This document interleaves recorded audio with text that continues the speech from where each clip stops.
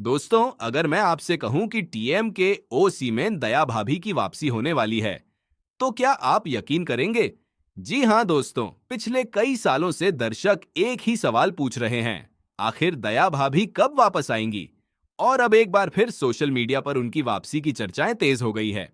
दया भाभी यानी शो की सबसे प्यारी और मजेदार किरदारों में से एक।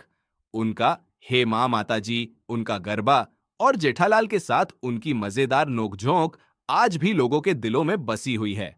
जब भी टीएम के ओसी की बात होती है, दया भाभी का नाम जरूर लिया जाता है।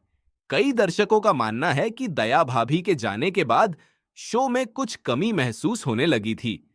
हालांकि शो ने नए किरदारों और नई कहानियों के साथ दर्शकों का मनोरंजन जारी रखा, लेकिन दया भाभी की जगह कोई नहीं ले पाया। अब फिर से खबरें सामने आ रही हैं कि मेकर्स दया भाभी को वापस लाने की कोशिश कर रहे हैं। कुछ लोग मानते हैं कि पुरानी दया भाभी वापस आ सकती है, जबकि कुछ का कहना है कि इस किरदार में कोई नया चेहरा दिखाई दे सकता है।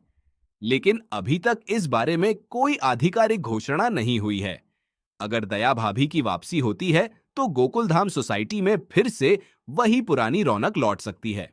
जेठालाल और दया भाभी की जोड़ी को एक बार फिर साथ देखना दर्शकों के लिए किसी बड़े सरप्राइज से कम नहीं होगा।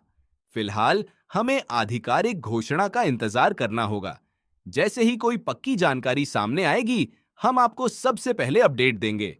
तो दोस्तों, आप क्या सोचते हैं? क्या दया भाभी को टीएम के ओसी में वापस आना चाहिए? और अगर हां, तो क्या पुरानी दया भाभी ही लौटनी चाहिए या किसी नए कलाकार को यह किरदार निभाना चाहिए? अपनी राय कमेंट में जरूर बताइए। धन्यवाद।